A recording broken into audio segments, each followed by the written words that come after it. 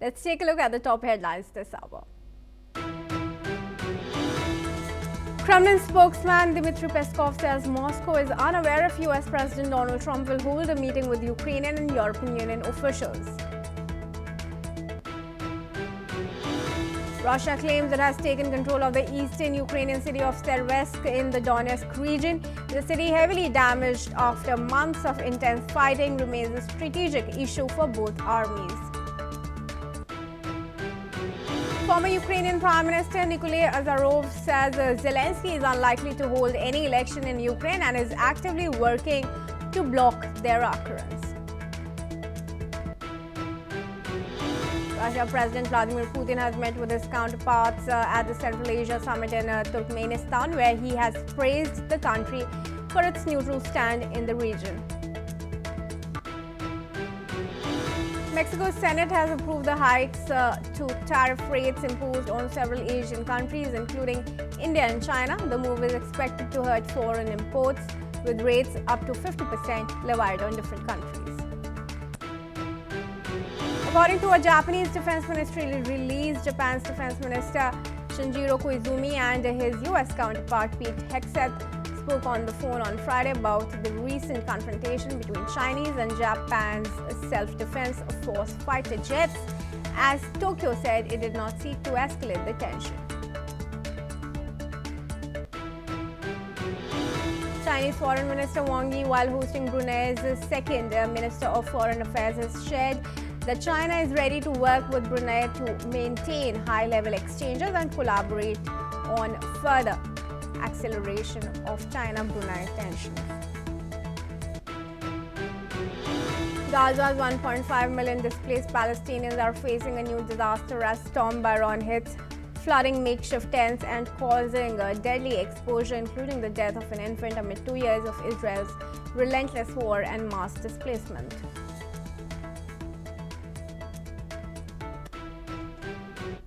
And let's start with the top focus this hour on Eurozone, viewers. The Kremlin says it has no information whether US President Donald Trump plans to hold a meeting with the Ukrainian and European Union officials. Speaking to reporters, Kremlin spokesman Dmitry Peskov said that Moscow simply doesn't know if such a meeting will take place, adding that the United States has not made any public decision.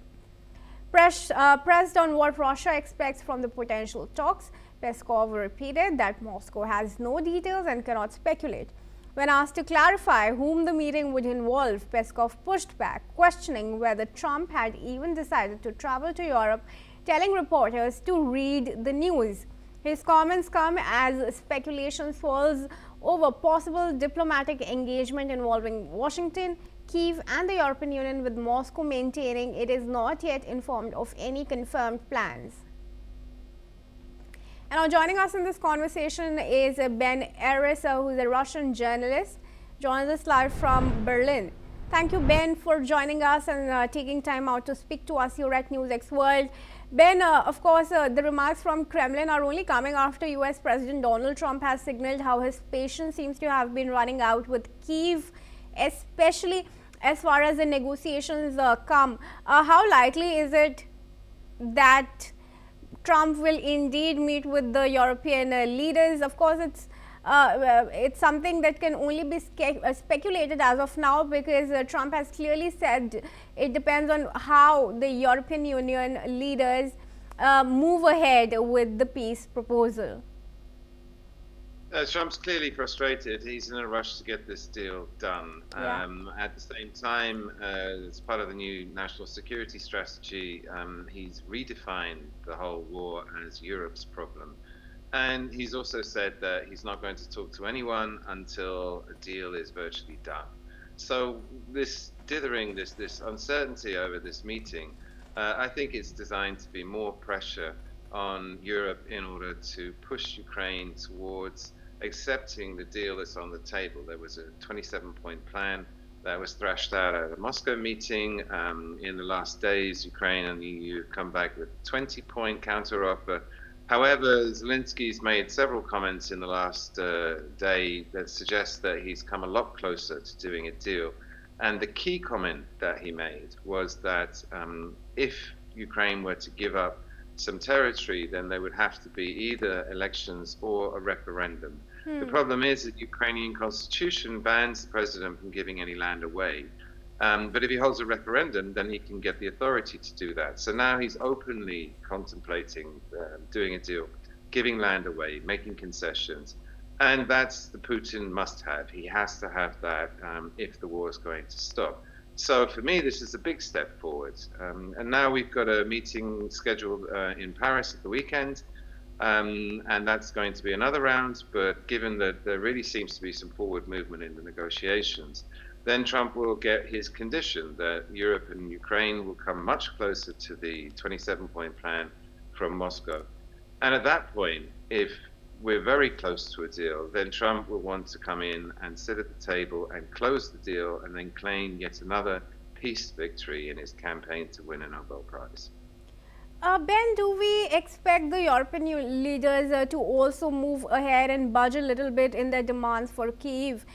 Because Trump has clearly signaled that talks will end up in a stalemate because of the European Union leaders and their pressure on Kyiv over the question of ceding territory. Yeah.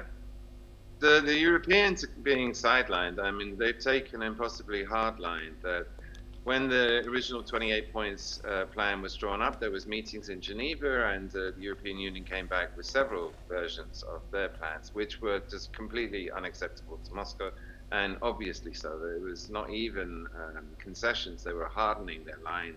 Things like putting NATO troops into Ukraine, which Putin would just not accept. And really, at this point, it now falls to Zelensky to make the final decision. I think the rhetoric coming out of the EU, particularly the hardliners like the foreign policy representative Kallas and von der Leyen herself, to stick to the guns, not make any concessions. And they said to Zelensky specifically, he might betray you, don't trust him. But as I say, Zelensky is fighting a war. You were reporting on the problems in Pokrovsk. The financial problems are major. Ukraine faces a macroeconomic collapse at the start of next year if the EU can't come up with any more money, and that looks unlikely that they won't be able to come up with more money. And so Zelensky's up against it. And at the same time, his authority at home is being undermined by the enormous corruption scandal. So, as I say, we're in a key place now, and Zelensky's got to look at the states who are not going to support him. He's got to look at the EU, which is faltering in its support, maybe unable to support him, and decide whether he can fight on the battlefield by himself. That's a very tough decision. And given, as I said, that he seems to have made several big concessions, it looks like he's making the decision like, you know, this war is unwinnable, there's no point going on. And so we better draw a line under it, and I'm going to try and get the best deal I possibly can from the Kremlin at this point now. All right. Thank you, Ben, for giving that opinion and helping us with your explanation. And we move on, viewers. Russia and Ukraine are issuing sharply conflicting claims over the control of Seversk in the Donetsk region as heavy fighting continues across multiple fronts. At a Kremlin meeting, Russia's top military commander Valery Gerasimov told President Putin that Russian forces had fully taken Seversk along with two nearby settlements, Kucharovska and Kurilovka. Now, but Ukraine's Operation Task Force East rejected that assertion, insisting Kyiv's forces still hold Seversk and continue to repel most Russian infiltration attempts. Ukraine also claims control of the northern part of Pokrovsk. Russia's defense ministry says its forces conducted strikes across more than 150 locations over the last 24 hours, targeting energy facilities and temporary deployment points used by Ukrainian units and foreign fighters. It also reported taking control of Liman in the Kharkiv region. Meanwhile, Ukraine says its air defenses tracked 154 aerial targets overnight, destroying or suppressing 85 of them. All right, viewers, latest developments now coming in as far as the annexation of territories are concerned. Russia's top military commander has said that Seversk has been taken over completely, along with two nearby settlements, Kacharovka and Kurilovka. Uh, Kremlin has made these remarks. However, Ukraine continues to reject these claims. In fact, Ukraine also claims control of the northern part of Pokrovsk. Statements have also come in from Russia's defense ministry, which says that its forces conducted strikes across more than 150 locations over the last 24 hours. And I now invite Ben to join us back into the discussion here. Ben, what information do you have as to how much of territory of Ukraine is now under Russian control, particularly over the question of Seversk, which Russia now claims to have taken over completely, along with two other neighboring areas, but Ukraine denies? It's very confused, and to be honest, there's no really hard information. The fight is going backwards and forwards, and clearly Russia is making a huge push in order to clean out the defenses in the two cities, Pokrovsk and the other one. And it's not going well. There were reports last week that Russia had taken 90% of Pokrovsk and completely surrounded the little satellite city to the west of it. However, they sent in a big armored column day before yesterday in order to eject the remaining defenders, and they ended up in a huge firefight and losing a lot of territory back to the Ukrainians. And the problem here is that the drones are dictating this war, in so much as if you send in a huge column of Russian soldiers, then you've concentrated people in the same place in a very visible way, and they just become targets for drones. And this means that to actually capture a city in the traditional way by sending in infantry to occupy it has become impossible. It's actually become a death sentence for those soldiers. And so I think we're now into this very fluid, unstable situation where Russia can't close the deal and actually definitively take a city very easily, because when it does go in there to try and flush out the Ukrainians have like 4 million drones now, and they've become very adept at flying them. But for Putin too, I mean, I said Trump is in a rush, that Putin is also in a rush, that he wants to close the military deal. He wants to be in the strongest position he can in the negotiations, with towns falling to Russia. And so this is actually a setback, and it gives Zelensky the hope that they can actually fight on, even without European and US support, simply by the bloodletting that goes on whenever Russia tries to move any troops around. All right, do stay on with us, Ben. There's some more news now coming in from Ukraine, where the government bonds have risen today after Kyiv submitted a revised proposal to the United States aimed at ending the war. The country's 2029 bond climbed 1.8 cents to trade at 73 cents on the dollar, its highest level since February. Other bonds also gained between 0.6 and 1.3 cents. Officials say that Ukraine has shared a revised 20-point peace plan, which includes new ideas related to territorial issues and control of the Zaporizhzhia nuclear power plant. The bond rally also comes as European leaders make progress on measures to support Ukraine financially, adding momentum to the country's economic outlook as discussions on the updated peace proposal continue. And I now request a comment from Ben on the latest developments. Ben, the bonds seem to be rallying as of now based on the new proposal submitted by Zelensky, but how long is their momentum going to last? And what's the economic outlook for Ukraine, speaking now? That's very good news. The bond market rally, it's indicative the investors think, this is a real serious attempt to bring the war to the end. And if it does, then the bonds have been depressed. I mean, Ukraine is effectively in default. It's suspended all the payments with the agreement of the bondholders. And their price has been knocked to the bottom as a result. Now, if we think that the war might end, then the bonds are rallying, and they're still cheap compared to where they should be should the war actually end. And so investors are taking a bet that this peace is going to be concluded. As for the Ukrainian economy, it's in a mixed state. Growth this year is going to come in at something over 5%, being driven by military spending. However, they've got enormous hole in the budget for next year, some $80 billion. And that's going to have to come from foreign funding. But that assumes the war continues. And if the war ends, then there will be a bounce back rally. And already part of the peace deals, and this again is helping the market sentiment, is that Trump is proposing to take the $300 billion of frozen Russian assets and use at least $100 billion in a joint US-Ukraine recovery fund. And so that's going to start a boom in construction, to repair all the damage. The trade will open up again. The grain exports will go unfettered to the rest of the market. And so the economy would rally really strongly if the war ends. If it doesn't end, exactly the opposite will happen. There won't be enough money. There's no money from the States. There won't be enough money from Europe.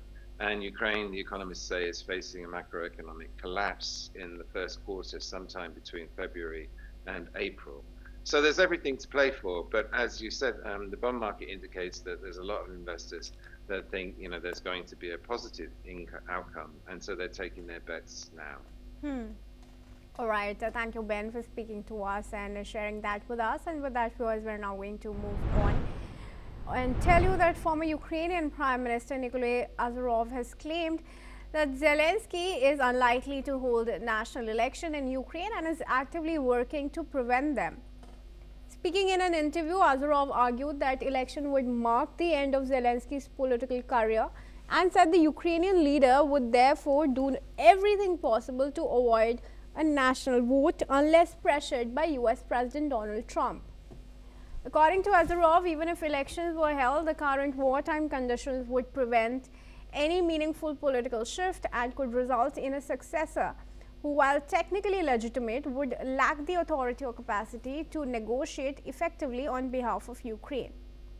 Zelensky's presidential term officially expired on May 20th of last year, but Ukrainian authorities maintain that national elections cannot take place under martial law, which has been in effect since Russia's full-scale invasion and has been repeatedly extended.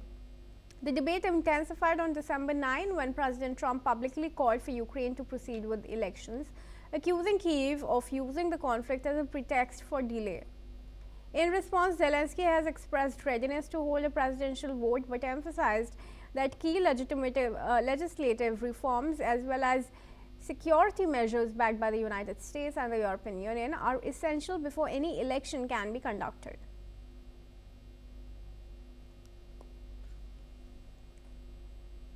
And let's now track some news from Britain. Now, UK's economy contracted again in October, adding pressure on the Labour government as it works to revive growth. Official data shows GDP fell by 0.1%.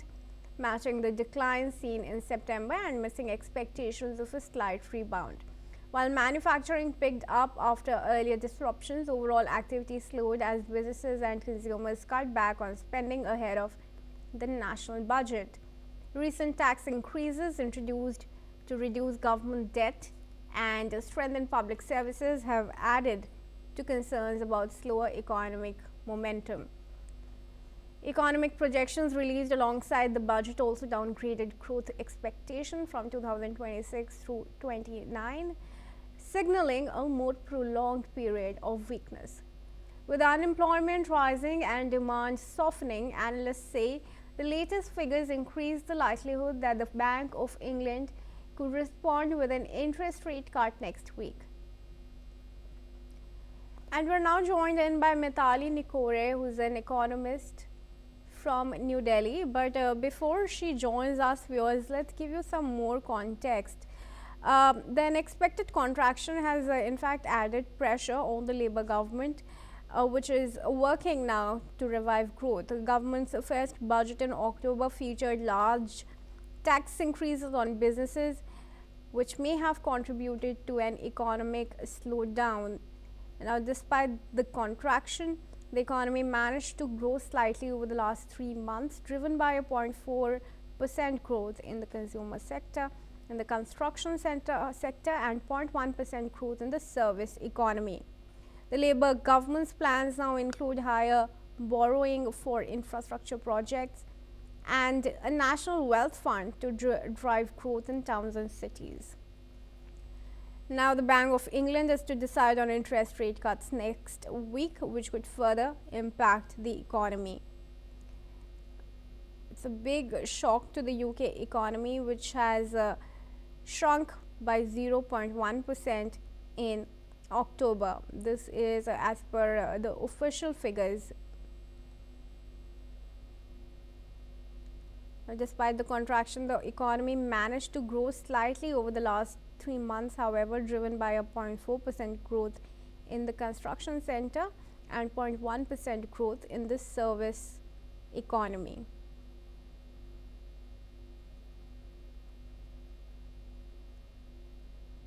The latest GDP figures showed the economy unexpectedly contracted and in fact followed weeks of leaks over potential tax cuts being eyed up by the Chancellor in her statement on November 26.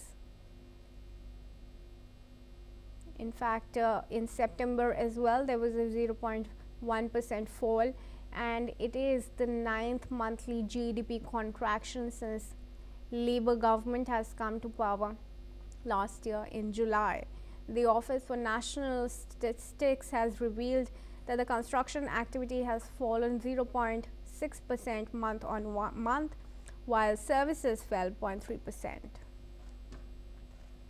And unfortunately, we're not joined in by our guest, but we now shift focus to news from France. The French indie game Clair Obscur Expedition 33 swept the annual Game Awards in Los Angeles, taking home a record 9 awards, including Video Game of the Year. The game, developed by Sandfall Interactive, began in 2020 as a passion project led by Guillaume Broch, who teamed up with ex-Ubisoft colleague Tom Guillermin to form the small studio in Montpellier in France. Sandfall later secured funding through a publishing deal with UK-based Kepler Interactive. Released in April 2025, Clair Obscur has sold 5 million copies worldwide.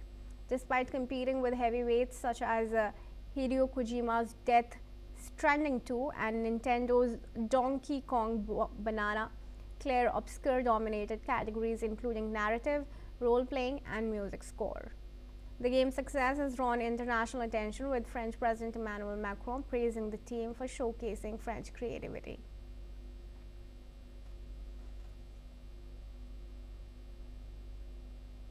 And that's a wrap on the NewsX Eurozone. Stay tuned.